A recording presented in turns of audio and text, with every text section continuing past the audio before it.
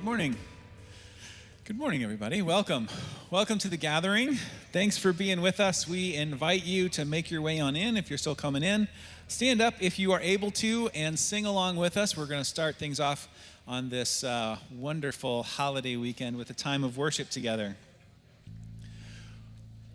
We want to acknowledge and honor Jesus, who is our King, today together.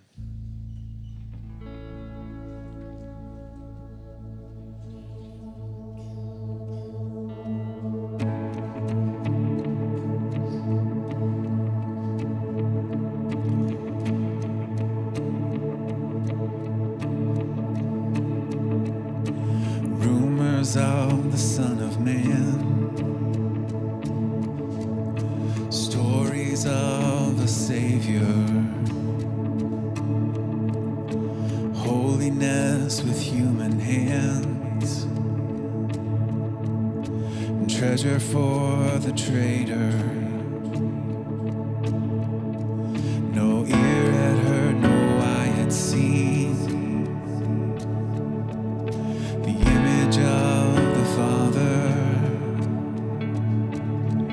until heaven came to live with me,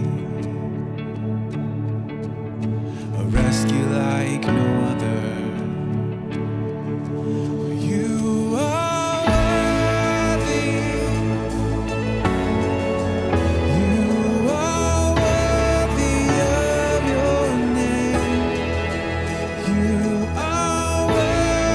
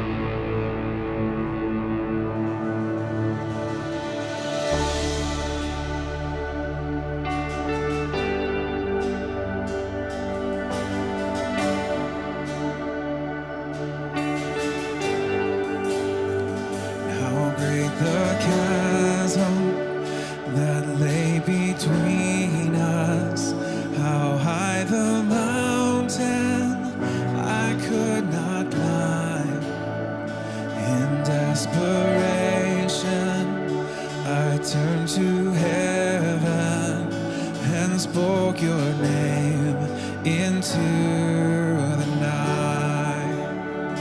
Then through the darkness, your loving kindness tore through the shadows of my soul. The work is finished, the end is written. Jesus Christ, my living hope.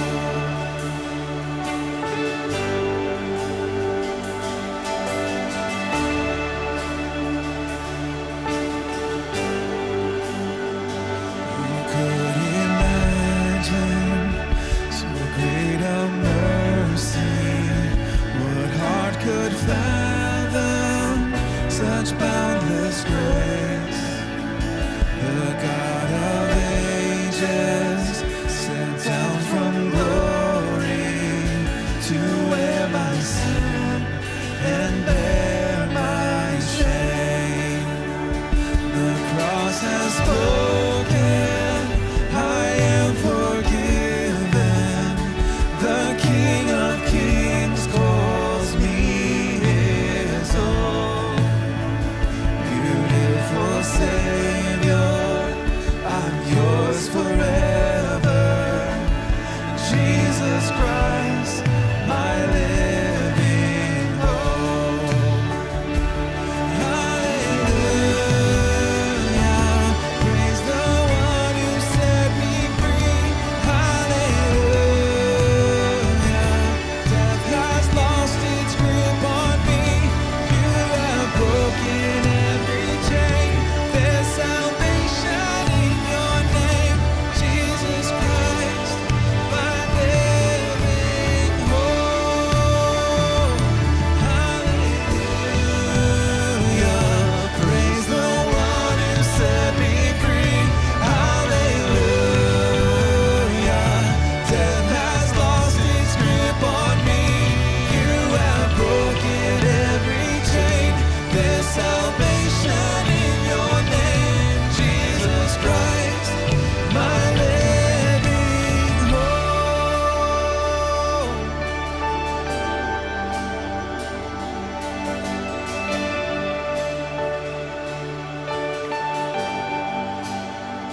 Then came the morning that sealed the promise.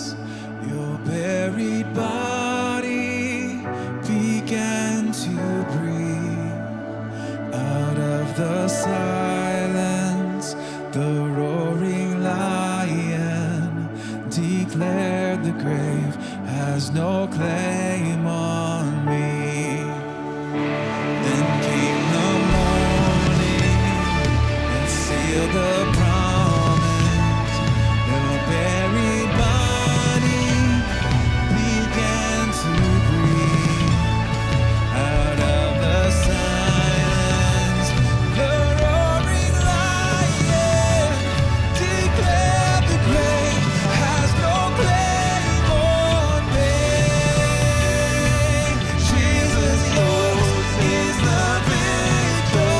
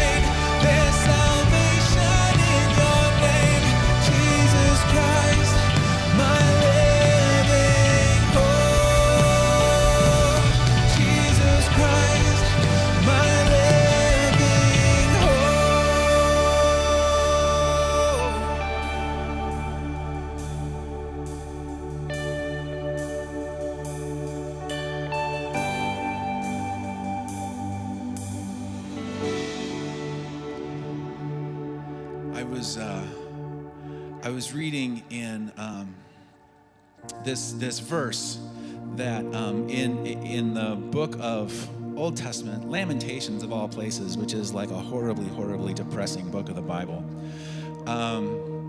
In the midst of all of the just despair and hurt and brokenness, there's this verse that we probably all know, even if we don't know the context that it comes from.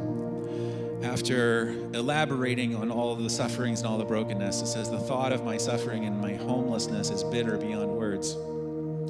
I'll never forget this awful time as I grieve over my loss. Yet, I still dare to hope when I remember this. The faithful love of the Lord never ends. His mercies never cease. Great is his faithfulness. His mercies begin afresh each morning. I say to myself, the Lord is my inheritance. Therefore, I will hope in him. The Lord is good to those who depend on him, to those who search for him. So it is good to wait quietly for salvation from the Lord."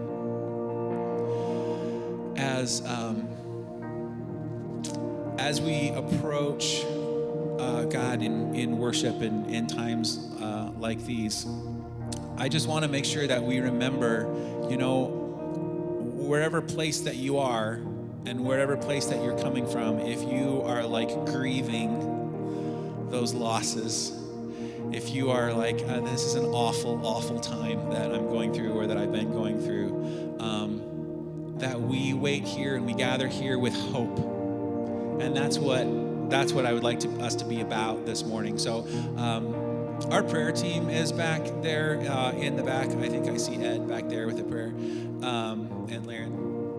If you would like someone to pray with you, we're going to sing another song, and we are just going to lean into the hopefulness and the faithfulness of God. And if you are at that place where you're like, I really don't know if I can embrace that, if I can really jump on board with that, goodness, faithfulness kind of talk yet, because I'm still going through, I'm still grieving, I'm still hurting. I would encourage you to go and pray with someone while we sing this next song.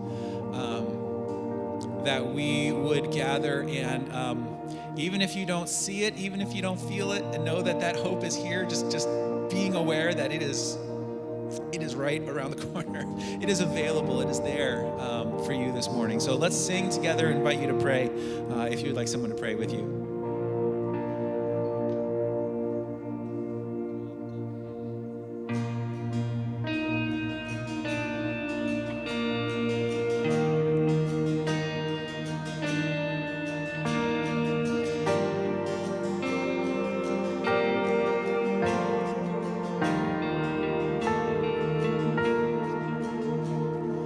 Daily, daily I surrender. Grace for today is all that I need. Surprised by your mercy, it's new every morning. Awaken my soul to sing. Awaken my soul to sing. I will trust where you lead. I will trust when I can't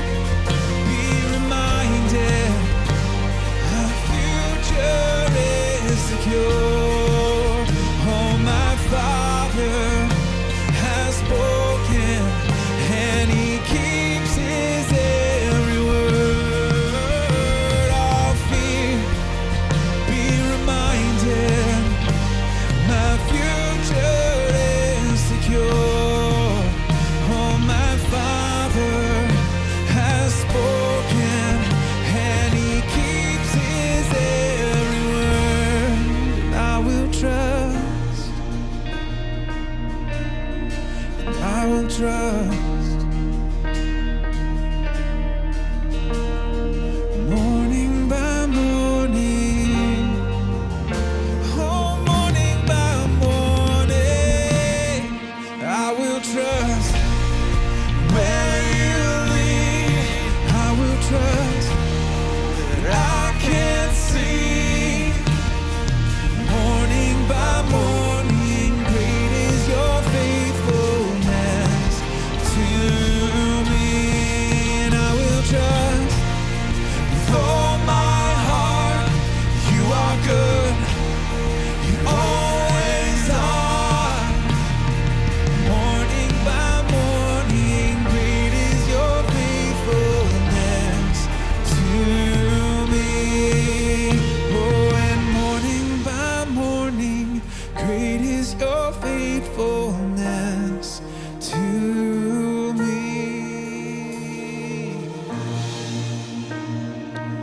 So God, thank you for your faithfulness, your promises that you will always be there,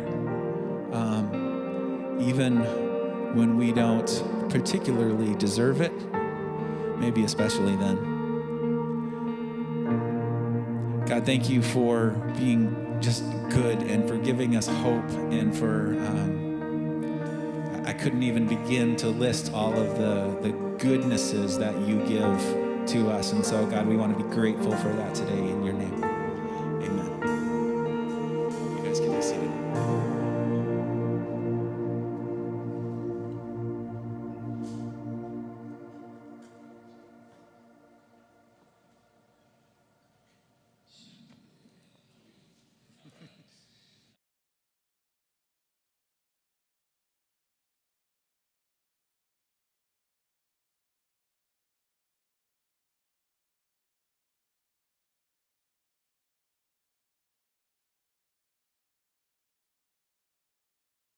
I'm one of the pastors here, part of our Faith Family Watermark. Welcome. We're so glad that you're here gathering with us today. And we've got some exciting things coming up that we really want to make sure you know about. One of the things we've really been talking about as a faith family, particularly our leadership team and those who've gathered together when we were at Core Focus together, is how do we not only say that we're a faith family, that's a nice little thing to say, but how do we really put family back into faith family?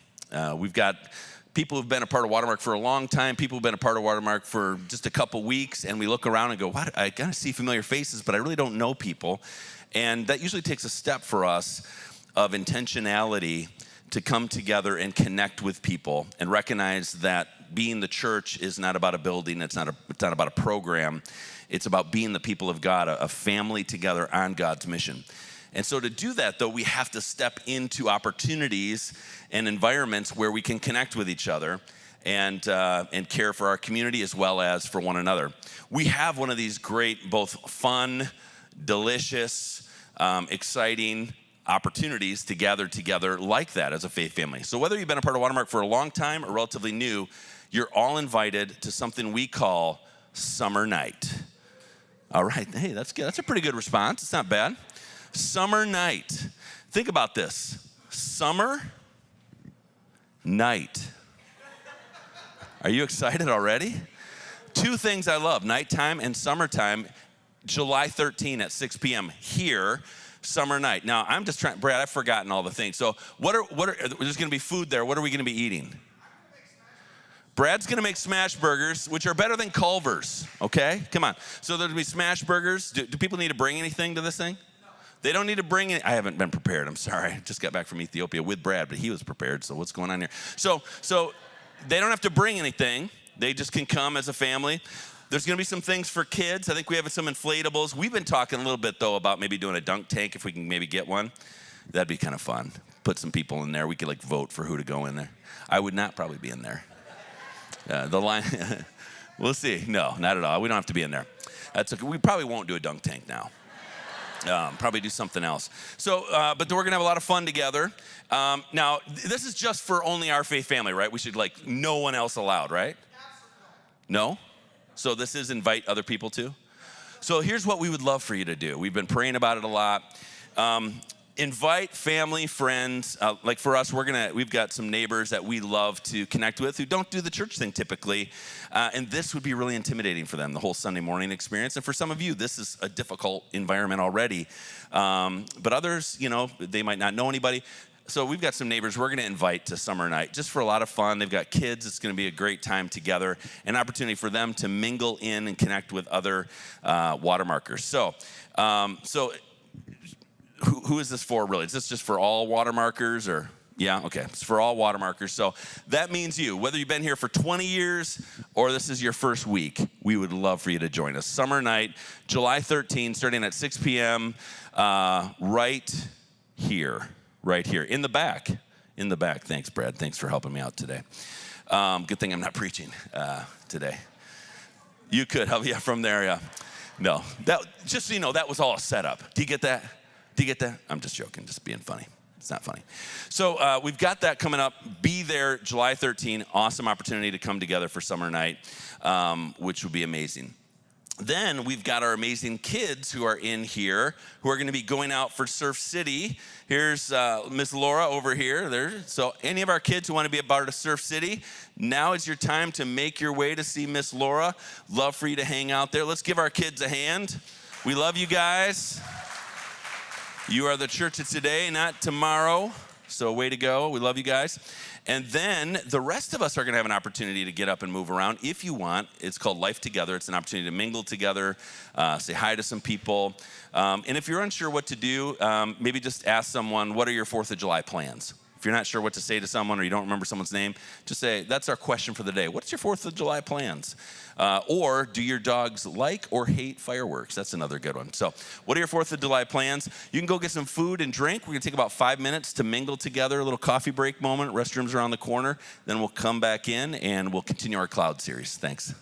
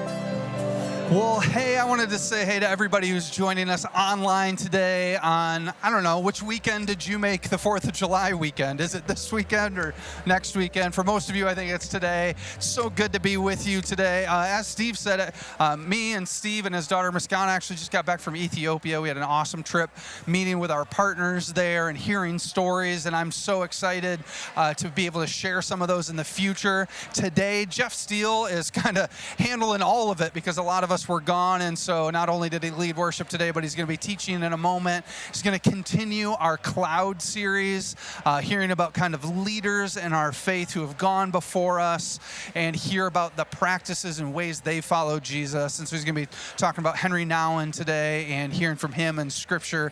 And so we're just really excited about that. So I'm so glad that you joined us today, whether you're at home over this holiday weekend, if you're camping, you're at a campground, or away with family. It's so good that we can gather together today. We got just about 10 seconds here, and I'm going to call everybody back from Life Together. So thanks so much for joining us.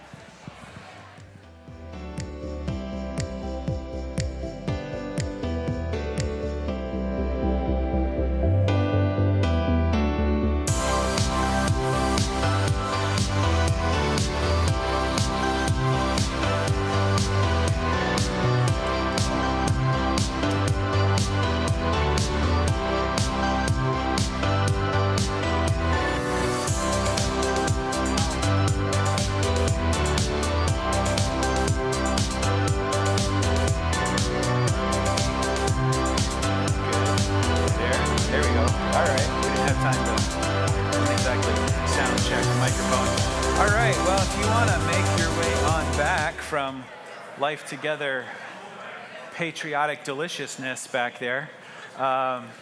So hi again. First of all, my apologies. You have to suffer through an entire hour of me today. Normally you get a break partway through and somebody else comes up and talks and I go sit down, but not today. Not today. So we are doing this series called The Cloud, and I think this is actually the third time we've come back to this series, as far as I can remember.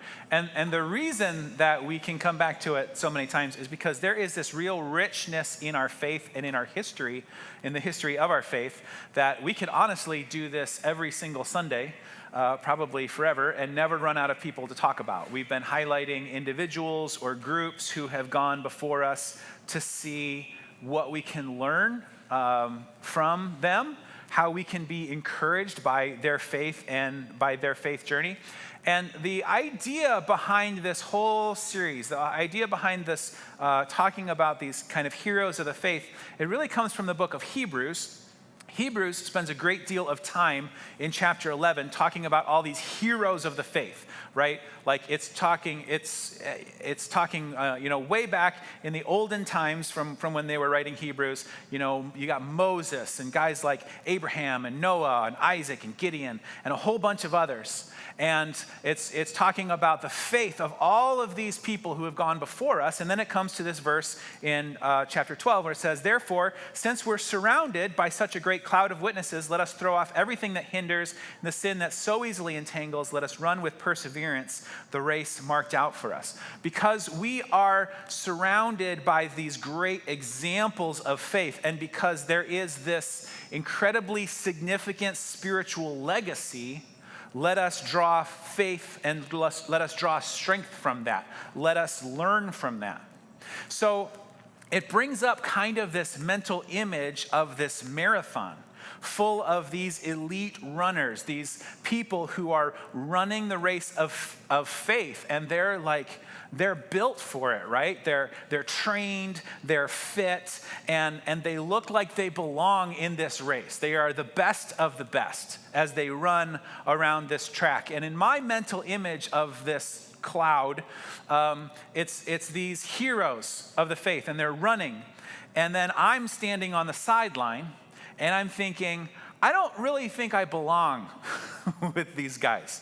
I've heard it suggested that for the Olympics, every 4 years we watch these amazing feats of athleticism. Somebody suggested in each race, could we put just like one average guy just to show the contrast? Let's just get one average beer belly guy out there on the track, just huffing and puffing, trying to make his way. He's just trying to finish, right? He's just trying to make it to the end, forget time, forget score. It'll just show how amazing the rest of these athletes are. And what's funny about that is that kind of happened this last week. Did you guys see this? It was this video that went viral. It was from the European Team Championships. The Belgian team brought 2 athletes to run the hurdles. They both got injured.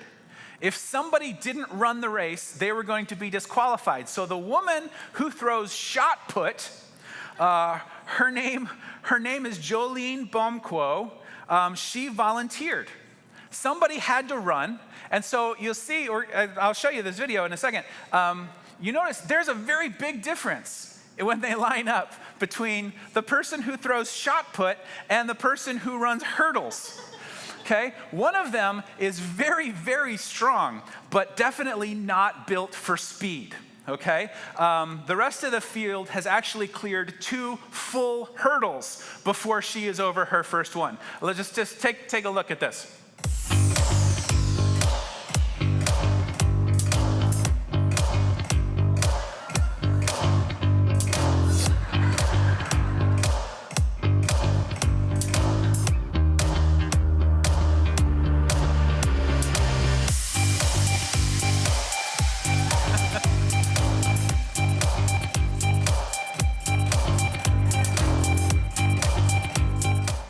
Is that amazing or what? She said in a later interview, she says, in my mind, it looked a little more graceful than what it looked like on the actual video. The interesting thing, that's my mental image of the cloud, right? The gun, sounds, and there goes Noah, Moses, Abraham, all the rest flying down the track. And I am more of a linebacker, carefully stepping over, trying just not to break anything. But the interesting thing is that she's kind of a national hero now, all because she did something that she was not very good at. She did something she was not very good at. Sometimes if something is worth doing, it's worth doing it even if you're very bad at it. And so I think about this image of this race, this heroes of the faith who are all around us, and you're kind of thinking, I could never be as good as that person. I could never look like that. I could never run like that. I could never achieve like that. So kind of why bother?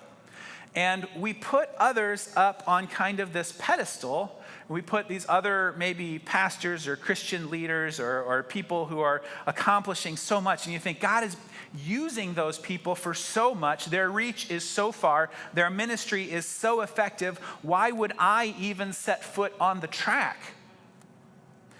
I think that I can say, though, on pretty good, solid biblical teaching, that the way that we see things is not the same way that God sees them. I think I can pretty confidently say that we see amazing athletes accomplishing incredible things. That's our view, that's our perspective. But what God's perspective on the race and on what it means to win is something very, very different. In 1 Corinthians, there's this text. It says, brothers and sisters, think of what you were when you were called. Not many of you were wise by human standards. Not many were influential. Not many were of noble birth. But God chose the foolish things of the world to shame the wise. God chose the weak things of the world to shame the strong. God chose the lowly things of the world and the despised things and the things that are not, to nullify the things that are, so that no one may boast before him. It's because of him that you are in Christ Jesus, who's become for us wisdom from God. That is our righteousness, holiness, and redemption.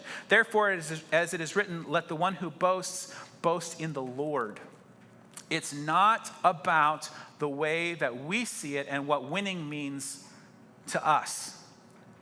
This week in the cloud, I have selected a person who kind of breaks with our normal conventions in this series. One of our kind of unspoken, there's 2 really criteria that we use when we're picking somebody for the cloud series. I don't know if we've ever officially said these are the two criteria, but it tends to be how we evaluate it. One is we are looking for a historical person. We're looking for somebody from history that we can talk about and tell their story a little bit. And the second is that it's a person who isn't really very well known. Last week, Thompson talked about Count von Zinzendorf, and I had no idea who that was before last Sunday. So, that fits. That's a historical person and who's largely unfamiliar. My choice of person this week might fails at least one test, possibly both, depending on where you're coming from. So if I said the name Henri Nouwen, how many of you know who that is? Show of hands. Okay, good. It's good. Lots of people. How many of you have read at least one of his books? Okay. How many of you would say you know a lot about him? Okay, Steve Durr. Perfect. Nailed it. All right, excellent. So I'm hoping to hit more on that last one of just not being very familiar necessarily with who he is, because I'd read a couple of his books. I think I have 3 of his books on my Kindle. I have some familiarity with his teaching, but I wouldn't say I know a lot about him and his life. And the other reason that, honestly, you might not know a lot about him is because he's Catholic. This is more of a Protestant crowd, right? So this is a Protestant church, from the Wesleyan tradition. So we don't necessarily know a lot about the Catholic heroes, at least not since the Reformation. So let me give you just a little bit of biographical background here. Henri Nouwen was a Catholic priest.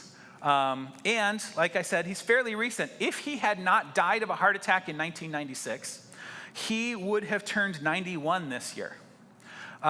He was Dutch. He was born in the Netherlands in 1932. By the age of 8, he was his grandmother had noticed in him that he was so invested in the church and the priestly kind of duties that she actually had made for him a small set of the priestly vestments. And so he was playing priest at age 8. He'd converted the attic of the house into a makeshift little chapel where he would administer the Eucharist, or what we would call communion, to his siblings. So I just think that if your kids grow up playing church, serving communion to each other, I think, good job. That's all I'm saying. I don't know if that's how it works for you. This summer when the kids are off school, your kids, they're most of the time just kind of reading the Bible, right? And me either. But so he was ordained as a real priest at age 25. Most of the time, priests will go to school. They'll study theology at that point. But Henri had a different idea. He wanted to study psychology instead. He felt like he really wanted to be grounded in the human experience, how to help people, as well as in practical, psychological terms, as well as theological terms. He came to the United States to continue some of his clinical pastoral training, which was really kind of groundbreaking in that day, trying to integrate modern psychology with spiritual ministry. This integration of the two really put him into various social and political causes. He actually, I didn't know this, he actually marched with the protesters in one of the Selma to Montgomery marches in 1965.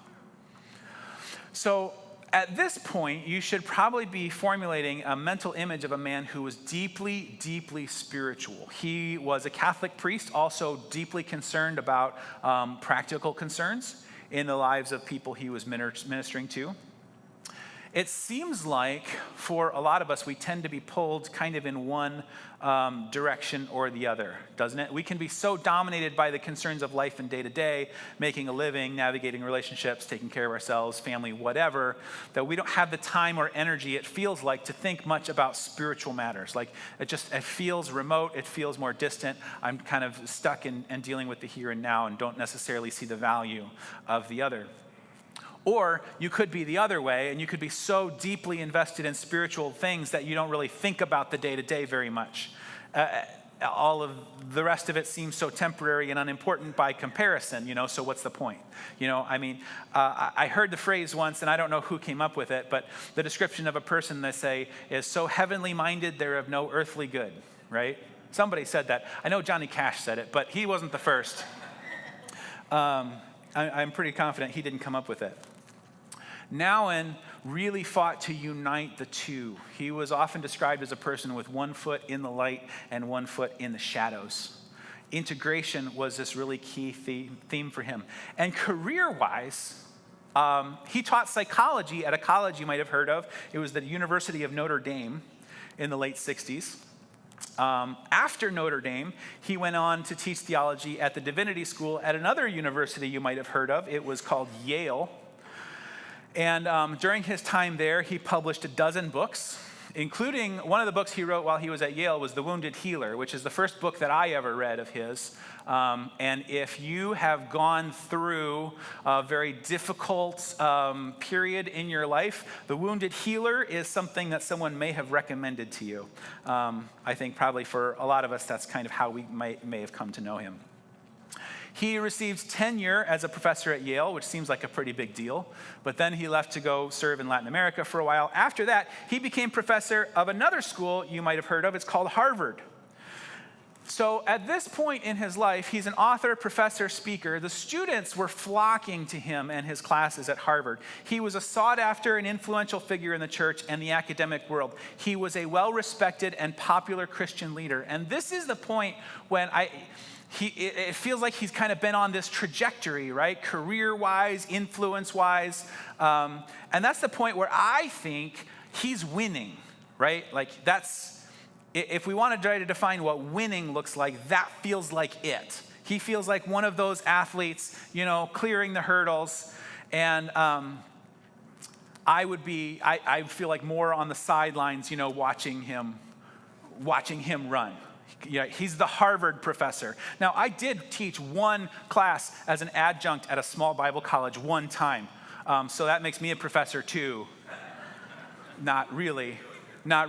But to think, this guy is so much higher. He's just on a whole nother league.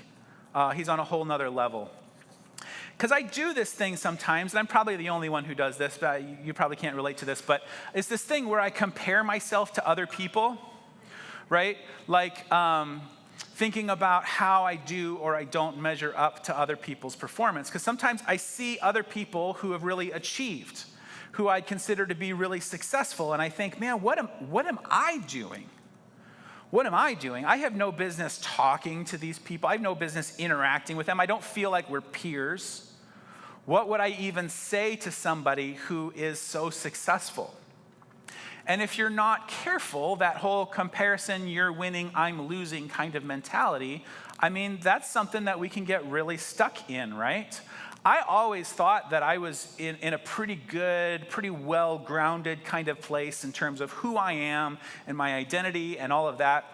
But I'll be honest, when I turned 40 a few years ago, I never expected that I would be one of those people who freaks out when they turn 40. Right?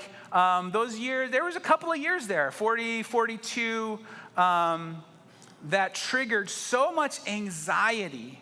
And I never expected that it would trigger such an existential crisis in my life to think, oh my goodness, I'm at this point in my life, I should have achieved so much more by now. What am I even doing? Because there comes a point when, before the age of 40, it feels like, I used to have all this potential. People used to say that about me all the time. Oh, you've got so much potential. You know who you don't hear about the potential of? Anybody over 40? You don't. After that, it feels like, I feel like I missed the part where all that potential was supposed to automatically turn into something that feels like achievement. And I don't know, I missed that day, I was sick or something. There was some real years of struggle in there. And I started talking to a counselor, started processing through some of those kinds of questions. And I think if I was to describe it in terms of the race, I just feel like that that guy who throws shot put, or that, I'm on this track full of people who are built for speed, and I just don't know what I'm even doing there. Like, what do I have to show for my time? Have I done anything worthwhile? I can be a real downer to be around. Sorry. Especially a few years ago. Pray for my wife who must endure me. The truth is that both success and lack of success carry their own danger, though. Like, feeling that you are not as successful as others can lead to depression and anxiety. But I think we've also seen that reaching this place of success has its own danger, right? That when your star is on the rise, that's when the temptation is at the highest to say, you know what? I have made it. I've made it. Everybody thinks I'm pretty great. I must be pretty great. I wonder if after all the success, all the books, all the speaking engagement, if Henri Nouwen ever wondered about that. I wonder if he ever felt like, you know what, I'm nailing this thing. Because the world is full of leaders, and even Christian leaders, who have all the appearance of success. The world is full of options that we could measure ourselves against. And so that pull to achieve and to win is really strong. But it feels like no matter how much you achieve, somebody has always achieved more. And there's this tendency in us, as we start to feel like we're achieving, then the stronger we are, the better we are, the more we have to cover up all of our flaws. When you've got nothing, it doesn't matter. But when you feel like, oh, people are looking up to me, people, appreciate me, all of a sudden it's like, oh, I can't, now I have to cover up what's inside. I actually watched 2 documentaries last week. One of them was about Henri Nouwen, and just trying to understand his life and who he was a little bit better. The other documentary that I watched last week was about Hillsong Church. Have you guys watched that? It's on Hulu. It's kind of a follow-up to some reporting about the collapse of that church. Those were very different documentaries, by the way. Very, very different. And I can honestly say I have not followed the news about all the troubles at Hillsong Church over the last few years, including the pastor at the New York City church. I really didn't know any of it going into watching the documentary, which, by the way, I found to be very fair and even kind in its tone for the most part, for most of the people involved. So I was expecting it to be more along the lines of, oh, this is, church is everything that's wrong with the world, and here's why. And it definitely had its focus and its kind of its point that it was trying to make, but I didn't take an anti-church kind of tone away from it. In fact, there was this one quote that I wrote down. I had to rewind it and write it down and listen to it again because it really struck me. There was a journalist who was covering the church in New York City when the pastor was on the rise. He was becoming this celebrity, he was becoming super influential. And the journalist who was kind of writing about it said his thought at that time was this. He said, there's no way that what all of this requires can exist in the form of a man without that man breaking. His perspective on it was to say the amount of the achievement, the celebrity, the status, all of those things, there's no way that can happen without somebody just breaking. Now, that's not to say it was just circumstance that conspired, to break him eventually and his downfall and everything. He made his own choices that he's accountable for. But we've come to see that over the last several years, especially when it comes to celebrity Christian culture, right? There's the people we hold up, we put them on a pedestal. These are the ones who are crushing it. These are the ones who are winning. They have achieved so much. God seems to be using them so much. But that picture that we see from the outside doesn't tell the whole story. And there's not just one place that's ever happened. There's not just one leader who has ever fallen spectacularly. There was that podcast, the Rise and Fall of Mars Hill podcast, if you've listened to that one. There's the Hillsong Church documentary, and many others, many other stories that we hear, and the very big and very public scandals, and we think, man, what is wrong? Like, what is happening? It'd be easy just to say, well, there's a couple of bad leaders in there who made bad choices, but I wonder if something is fundamentally wrong with the way that we set up winning. There's something fundamentally wrong with the way that we set up power and authority, even when we do it in the name of Jesus, even with leaders who might have good intentions. And maybe the question is not why or how did those guys fall? Maybe the question is, how does somebody in that position not fall? Jesus said something to his followers, and Jesus was always turning things on its head. He said in Mark 10, he said, "You know that those who are regarded as rulers of the Gentiles lord it over them. Their high officials exercise authority. Not so with you.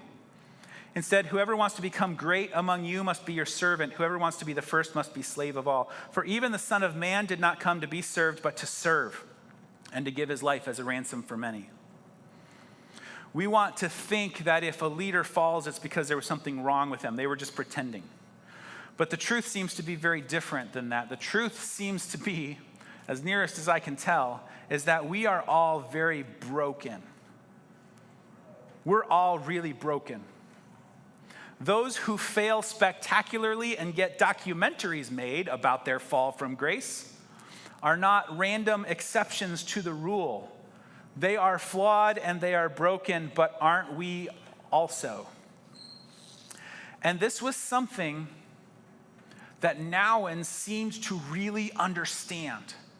He seemed to really have his finger on the pulse of brokenness. He talked about it, he wrote about it extensively. He seems to understand the danger that was involved in covering up your flaws and covering up your imperfections. When he was at Harvard, one of the things that really bothered him, and this is a quote that he said, "I'm speaking about blessed are the poor, and I'm living in a very ambitious world." That was his take on Harvard.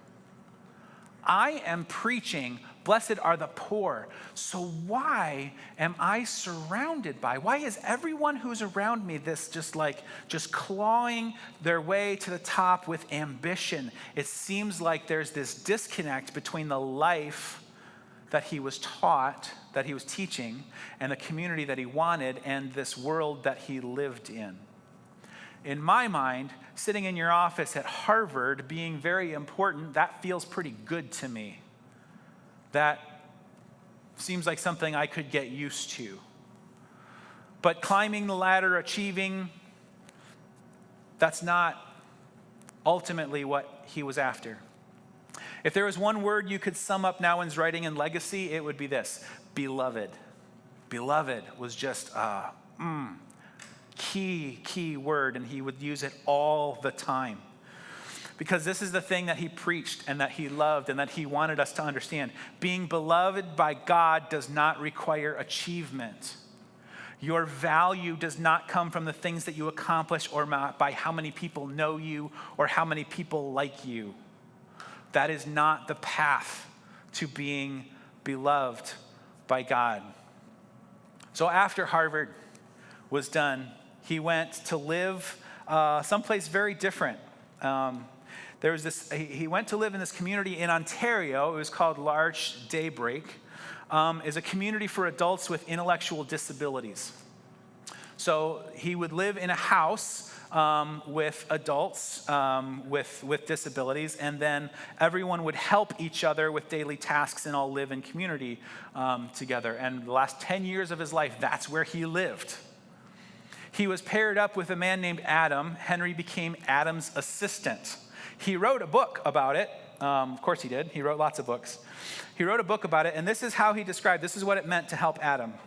He said, helping Adam meant waking him up at 7 a.m., taking off his pajamas and dressing him in a bathrobe, walking him to the bathroom, shaving his beard, giving him a bath, choosing clothes for the day, dressing him, combing his hair, walking with him to the kitchen, making him breakfast, sitting close beside him while he ate his breakfast, supporting his glass as he drank, brushing his teeth, putting on his coat, his gloves and cap, getting him to his wheelchair, and pushing him over the pothole-rich road to the Daybreak Day program. So every morning, that is what he would do. Basically from 7 a.m. to 9 a.m. was to get Adam through his routine. So as he was working, he was writing books, he was speaking at events, he was doing all of that while he also lived in this home and did his chores and assisted residents with disabilities. It was there that he saw the family and the belonging and the people who were beloved by God, not because of anything that they had done or could do, but just because they were God's creation. This fancy Harvard college professor was now living with people who didn't care how many books that he had written, and half of them couldn't read anyways. And I picture this in my mind, and I think, maybe when Jesus said, if you want to become great, you have to become a servant, maybe that's exactly what he meant. Maybe when Jesus said that, maybe that wasn't just a nice thought. And maybe it wasn't just a story that was supposed to be a reminder to us to be nicer to people along the way.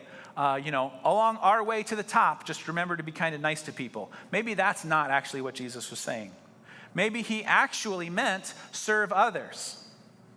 Maybe when Jesus said, don't give to the people who can repay you, give to people who can never repay you.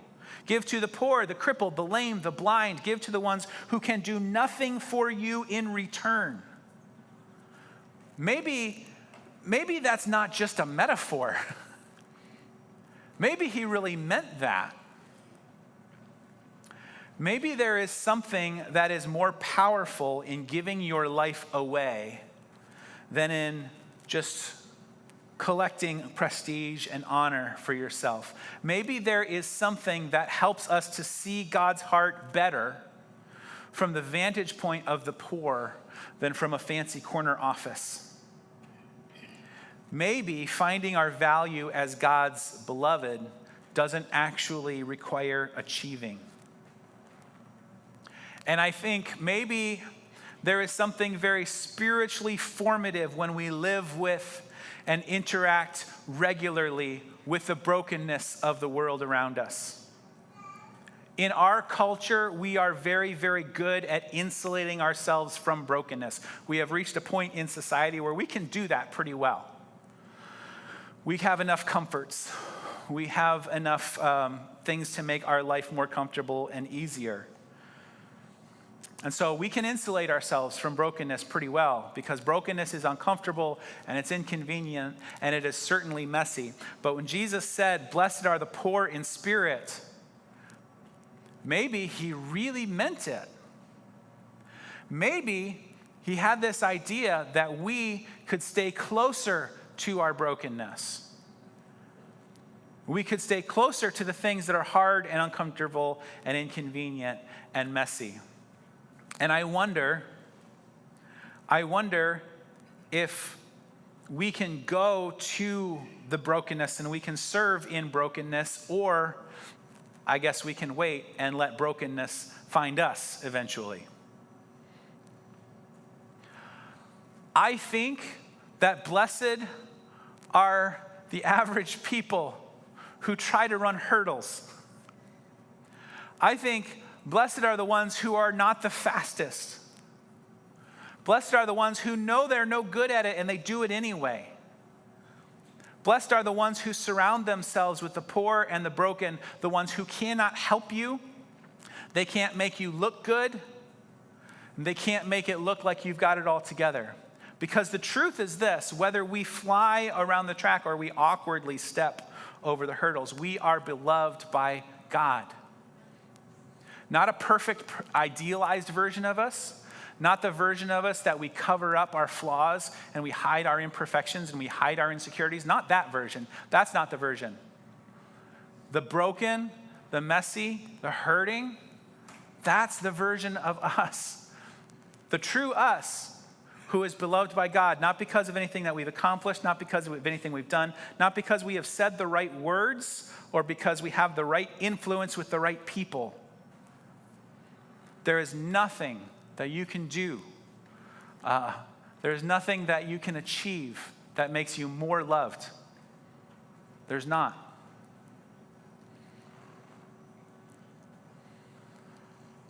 Blessed are those who find themselves in the midst of brokenness. And blessed are those who understand and accept their belovedness in the midst of it. Let's pray together. God, I want to thank you for the way that you love, the way that you are good, the way that you are kind, the way that you're not waiting for us to achieve and you're not waiting for us to earn. God, may we know that. May we know both our brokenness and our love by you. And my prayer for all of us here today or listening today, my prayer for us is that we would not run from it. We would not run from the brokenness that we see around us, but maybe we would run towards it. God, help us to be people who see the world as you see it. Help us to be people who serve the world the way that you serve it. God, we thank you, and we give you all the praise for all that you've done. In your name, amen. Well, thank you all for being with us today. Is there anything I'm supposed to tell people at the end? Have a great week. I should have asked before we started, but I didn't. So thanks for being here. Have a great week. We'll see you guys next week.